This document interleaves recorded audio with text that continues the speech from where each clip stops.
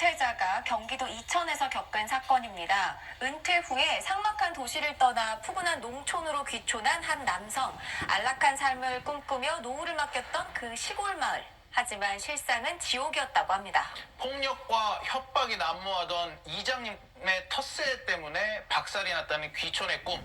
CCTV에 담긴 장면부터 먼저 보고 오시죠.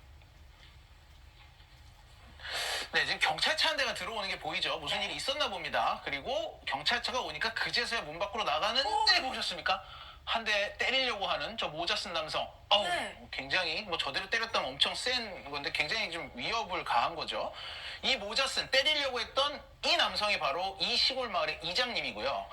맞을 뻔한 이분이 귀촌을 한 이제 사람입니다. 뭐 앞에 무슨 일이 있었는지 이미 경찰까지 와 있는 상태에서 위협을 하는 걸 보고 경찰들이 다가와서 이 이장님을 떼어놓습니다. 네. 우리 제보자 이 귀촌을 한 은퇴자에게서부터 떼어놓기 시작을 하고, 그런데도 뭐가 그렇게 화가 나는지 이 이장님 계속해서 뭔가 말을 막 쏟아내는 이런 모습이 찍혔고, 뭐 이렇게 밀리지 않으려고 계속해서 앞으로 다가가려고 하는 이런 장면이 CCTV에 고스란히 찍혔습니다. 네. 아니, 시골에 처음 이제 정착을 하면 믿을 사람이 이장님밖에 없거든요. 그렇죠. 네. 그런데도 경찰차가 있는데도 저렇게 협박을 할 정도면은 믿을 것도 없고 좀 맞아요. 겁이 많이 났을 것 같습니다. 막막할 것 같아요. 네.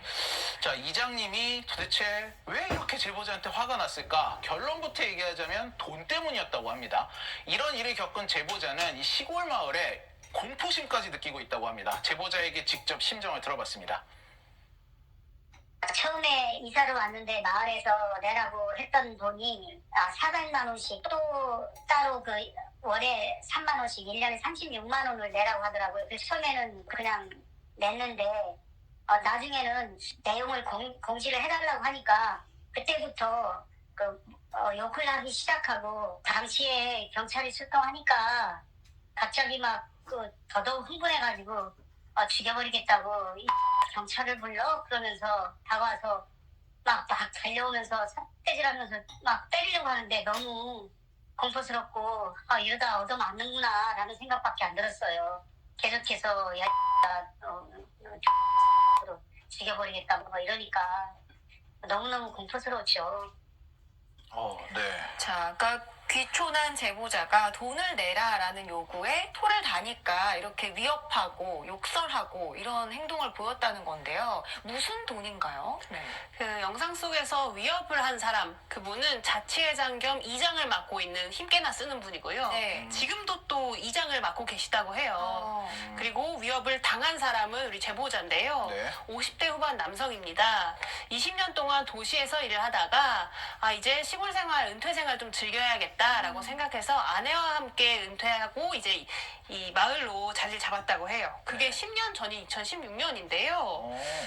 이 마을이 한 15가구 정도 사는 작은 마을이었다고 합니다. 네. 그래서 처음에 이제 이사를 왔더니 우리가 마을 발전 기금이 필요하다라고 해서 월에 한 3만 원 정도를 마을 회비로 내라고 했고요. 뭐 제보자는 이런 마을들이 면적에 비해 가구 수가 작잖아요. 인구가 없죠. 그렇죠. 네. 그래서 인프라도 좀 부족하고 뭐 지자체 회비 같은 걸로도 좀 인프라 충당이 부족해서 마을 주민들이 이런 돈을 좀 모으기도 한다고 합니다. 그래서 그럼 나도 동참을 해야겠다라고 기꺼이 이 월 마을 회비를 계속 지급했다고 합니다. 뭐 새로 이사 온 입장이니까 더 낼 수밖에 없었을 것 네, 같아요. 그렇습니다. 자, 근데 이 변호사님, 제보자가 지금 얘기 들어봤더니 이 귀촌을 한 게 벌써 10년째인데 최근에서야 문제가 불거진 건가요? 그렇습니다. 이사 오고 나서 한 7, 8년 정도는 이렇게 회비를 잘 냈다라고 합니다. 근데 네네. 그러다가 이제 이 문제 제기를 하면서 이런 이제 갈등이 발생하게 됐는데, 크게 두 가지 이유가 있는데, 하나는 이제 회계 투명성 때문입니다. 이제 회비를 사용을 하면은 그 사용 내역이라든지 아니 뭐 영수증, 이 통장 내역 같은 게 공개가 돼야 되는데 네. 그런 게 이제 공개가 없었고요. 그러다 보니까 또 이제 그 다음에 이제 뭐 자치회 내부에 또 보직이동이 있었는데, 그동안 모아둔 발전 기금에 대해서도 어디 갔는지에 대해서 이제 소명이 없었다라고 합니다. 그래서 이런 이 문제가 있었고, 또 하나 문제는 여기 이제 15가구 정도 사는 작은 마을인데, 이 제보자 주장으로는 누구는 이제 회비를 내고 누구는 또 회비를 안 냈다라고 하거든요. 네. 진짜 화나죠, 이러면. 그렇죠. 그런 걸 알고 나니까 제보자가 이제 2년 전부터 회비를 안 내기 시작했는데, 그러니까 이제 이장이라든지 자치회장이 찾아와서 이렇게 뭐 폭행을 시도를 한다든지 뭐 욕설, 협박 이런 것들이 이제 비일비재하게 됐다고 합니다. 네. 근데 이 마을에 마을 회비를 안 낸다는 이유로 그런 협박에 시달린 마을 주민들이 더 있다고요? 그렇습니다. 이 문제의 이장이 이 마을에서 20년 동안 살았던 이제 어떻게 보면 소위 말하는 박힌돌이고요. 네. 근데 이장이자 또 자치회장도 겸직을 했었던 적이 있다 보니까 권력자이기도 하다라고 합니다. 그래서 이런 불만이 있어도 회비 자체를 안 내는 게 사실 쉽지는 않은 그런 분위기인데 네. 이렇게 제보자처럼 다른 이제 뭐 마을 주민 같은 경우에도 이렇게 이제 회비를 안 내는 그런 식의 좀 대응을 했다 보니까 이쪽에서 또 이제 그게 또 못마땅히 했는지 네. 이 아이가 그때 당시 도로 쪽에서 놀고 있었거든요. 그러다 네. 보니까 차를 또 위협적으로 이제 그 앞쪽으로 이렇게 좀 운행을 하는 그런 일까지도 또 있었다라고 합니다. 아이까지 위협을 했네요. 그렇습니다. 아니 상황이 이렇게 흘러가면 사실 그냥 투명하게 아니다 우리 이렇게 투명하게 운영 중이다 하고 증거를 딱 보여주면 되잖아요. 근데 그런 제시를 전혀 안 했나 보네요. 일단 마을 자치회는 만연하게 우리 마을 기금 그냥 투명하게 운영되고 있다라는 주장뿐이었고요. 오히려 제보자한테 당신은 지금 마을 회비를 안 냈으니까 계속 안 내면 민형사상 조치하고 당신 재산 압류하겠다라는 내용 증명을 보내왔습니다. 지금 화면에 나오는 게 그건가 보죠? 네, 그렇습니다. 납부 요청한다 하면서. 네. 그리고 이 내용 증명을 보내고 나서 조금 있다가 네. 우리가 그러면 마을 기금 어떻게 썼는지 답변하겠다라고 답변서를 보내왔는데요. 그 답변서 내용을 보면 직접 이제 정리한 회계 내역인데요. 네. 이게 뭐 통장 내역 사진이나 이런 게 있지는 않고요. 네. 워드나 텍스트, 표로 이제 정리한 회계 보고 내역입니다. 지금 보낸 것 같은 저런 걸 보냈다는 거잖아요. 네, 그렇습니다. 그래서 사실은 영수증은 뭐 회신 영수증을 포함해서 뭐 재료 구입비 정도 해서 10개 미만이었고요. 그러니까 제보자 입장에서는 이게 객관적인 증거가 아니고 누구나 그냥 쓸 수 있는 거기 때문에 네. 그걸 믿을 수 없다라는 입장입니다. 영수증이 첨부를 저렇게 몇 개를 해서 보냈다라는 말씀이신 그렇습니다. 거군요. 자, 지금 보셨듯이 이 마을 자치회 측도 매우 강경하게 제보자에게 법적 대응까지 언급하고 있습니다. 정말 마을 기금에는 아무 문제가 없었던 건지 정확한 사실관계 확인을 위해 뉴스헌터스 팀이 이 마을의 이장님과도 통화를 해봤습니다. 들어보시죠. 그 양반이 우리 그 마을 주민으로서 이런 일이 있는데 관리비서부터 이런 걸 몇 년째 안 내고 있고요. 그래서 우리 마을 자치회장이 지금 그 법원에다가 내용 증명 띄우고 이렇게 하고 있는 내용이에요. 이상한 사람이에요. 또 안 내고 그 진입로가 우리 마을 공동 그 저기 도로 부지거든요. 상수도 요금도 안 내고 그 사람이 개지킨 양반인데 우리 마을 사람들하고 그렇게 소통이 안 돼요. 그럼 그분 드리려고 우리 그 사용 내용 같은 거 다 뽑고 정관도 다 있고요. 폭행해 경찰이 왔다 갔으니까 그 경찰에다가 물어보시면 알아요. 그러니까는 지금 그 소송 중이니까 지금은 제가 말씀드릴 게 없습니다. 자, 이장은 오히려 제보자가 이상한 사람이다. 네, 이런 네. 정반대 입장을 얘기하고 있습니다. 그러네요. 아니 근데 저는 궁금한 게 이 마을 회비 안 내면 이렇게 법적 처벌 받을 수 있는 뭐 강제성이 있는 겁니까? 그렇죠. 뭐 마을 회비 같은 경우는 사실 이제 뭐 공적인 자금도 아니고 네. 그냥 주민들이 그냥 내부적으로 이제 사적으로 이제 운영하는 자금이어가지고 사실 이걸 안 낸다라고 해서 뭐 법적으로 강제를 받거나 그런 건 아닙니다. 아니 뭐 제보자 답답하겠어요. 뭐 의견 일치가 이렇게 좀 안 되는 상황이니까 답답할 수밖에 없는데 제보자가 뭐 지자체 이천시에다가도 도움을 요청을 했다라고 하더라고요. 도움은 좀 받았나요? 그렇습니다. 요청을 했는데 사실 이제 마을 자체의 일이고 행정기관의 권한은 없다라는 이제 회신을 받았습니다. 그래서 뭐 이장의 뭐 이런 이제 뭐 술 먹고 행패를 부린 부분, 그래서 뭐 경찰 출동 기록에 대해서는 개인정보 보호 대상이기 때문에 뭐 회신을 해줄 수는 없고 이게 확인이 된다라고 해서 이게 뭐 사회적으로 무리를 일으킨 행동이 있었다 이렇게 단정을 또 할 수는 없다 이렇게 이야기를 했고요. 네. 그리고 마을 회비와 관련해서도 말씀드렸다시피 이게 사적 자금의 영역이기 때문에 이 지금 여기서 뭐 중앙행정기관도 아니고 여기서 이제 조사할 수 있는 그런 대상은 아니다. 그래서 지자체에 문의를 했을 때 사실은 뭐 해줄 수 있는 게 없다라는 식의 답변을 받았다라고 합니다. 네. 네. 자, 마을 주민 사이에 이런 갈등이 벌어지는데도 정말 시청에서는 아무것도 해줄 수 있는 게 없었을까요? 저희가 이천시청의 입장도 들어봤습니다. 이제 저희가 이제 법적으로 뭐 이렇게 거두라고 이제 하는 게 아니고, 그러니까 뭐 마을 운영하는 데 있어서 그냥 이제 필요한 자금을 이제 거두는 성격이다 보니까, 그래서 이제 이걸 사적 자금이라고 판단을 한 것 같거든요. 원래는 거두면 안 되죠. 원래는 안 되는데 이제 그걸 이제 운영하는데 뭐 좀 보태줘라 약간 이런 식으로 해가지고 있는 거고 뭐 법적으로 이렇게 규정돼서 이걸 내야 된다는 의무 자체는 없는 거죠.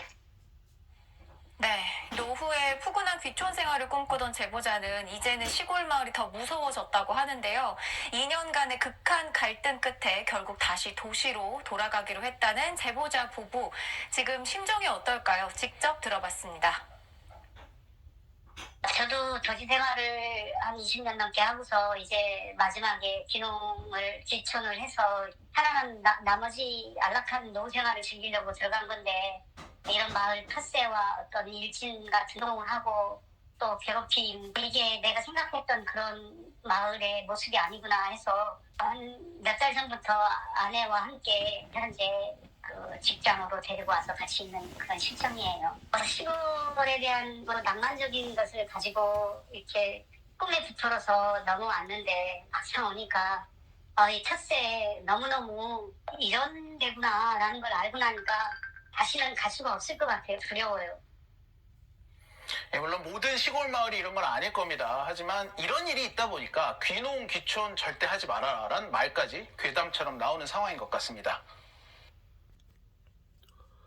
지금 그 각 시골 그 마을 이런 일이 빈번히 있는 것 같아요.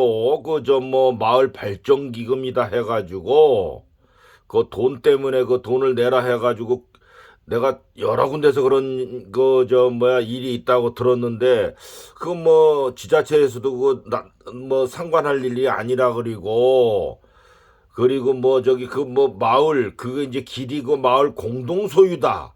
그러면서 그걸 이용했기 때문에 그런다 그리고 얻은 데는 또 이용 못하게 지나다니지 못하게 그 집에서 나오는 길을 막는다든가 아주 별의별 수단을 다하고 괴롭히고 이런 얘기도 들어봤어요. 하여간 그러니까 시골에 지금 사람이 없다 하는데 이러한 걸림돌이 많으니까 시골이 싫다는 거예요. 원래 시골이 좋아야 되는데 내가 생각해도 그래요. 그냥 나이 먹으면 교통 편한, 시장 가까운, 병원 가까운 이런 데서 지내는 게 나을 것 같아요. 그리고 그 안 살던 곳 가면은 그런 텃세도 있고 남하고 싸우고 스트레스 받고 집 사갖고 전원생활 한다 해가지고 그거 참 바람직하지 못해요. 시골집 많이 비어있는데 공기 좋아갖고 그 비어있는 집 리모델링 해가지고 아니면 새로 지어갖고 아유 참 공기 좋고 경치 좋고 여기서 내가 좀 여생을 살아봐야 되겠다. 아유 그거는 아니에요. 몰라 별장식으로 한 달 살기 이런 식으로 해갖고 조금 이용하고 도시에서 사는 게 나아요. 시골 가서 그거 쉽지 않아요. 시골이든 어촌이든 그런 텃세가 많다 그러더라고. 많이 들어봤어요. 이거는 내가 생각에는 텃세가 없을 수가 없는 것 같아요. 어느 지역이든 거기는 이제 마을은 공동체라는 게 형성돼가지고 그게 참 동화돼서 살려면 어느 정도 그 마을 부녀회관이라든가 이런 데 가서 봉사도 하고 마을 일에 협조하고 돈도 내고 아주 몇 년 동안 정성을 들여야만이 일원이 되지. 그렇지 않으면 이방인이 돼갖고 피곤해요 살기가. 그러니까 귀촌이나 이런 거 하는 분들은 진짜 조심히 신중히 잘 생각하고 가야 돼요. 이게 처음. 그리고 또 여자 혼자 이런 데 내려가서 이제 남자랑 살다가 남자 또 돌아가시고 나면 여자 혼자 산다 그러면 더욱 못 살아요. 왜냐면은 도와준답시고 또 이상한 흑심을 품고 왔다 갔다 하는 수가 있걸랑. 그러니까 여자 혼자는 귀촌도 무섭다 그러더라고요. 귀농도 무섭고 좌우지간에 그런 얘기는 많이 들어봤어요. 이게 이웃이 좋을 때가 있지만은 무서울 때가 많다니까. 이웃들이. 그러니까 도시가 나요. 도시가 좌우지간에 읍이라도 이런 시골은 가지 말고 서울에서 살아나는 게 아니고 대도시에서 살아나는 게 아니고 조금 지방이라도 도시 쪽에서 사는 게 나아요. 그래도 조금 안전히 깡촌 이런 데 열몇 갖고 이렇게 아까 그런 가구들 있는 뜨문뜨문 있는 데는 안 가는 게 좋다고 봐요. 그거 참 어려운 것 같아요. 그렇다고 스트레스 받고 남하고 싸우고 지내고 무슨 하다가 CCTV 설치하고 해봐야 다 소용없어요. 좌우지간에 귀농 귀촌은 신중히 생각해야 됩니다. 전부 후회하는 사람들이 많은 것 같아요. 아이고 각각 시골에 사람 없는데 왜들 그러는지 모르겠어. 여기까지 또 시골 귀농 귀촌에 대해서 나온 거에 대해서 잠깐 들어보고 이야기 좀 해봤습니다. 하여간 신중을 기하고 귀농 귀촌 바랍니다. 여기까지 얘기했어요. 15분 이야기했습니다.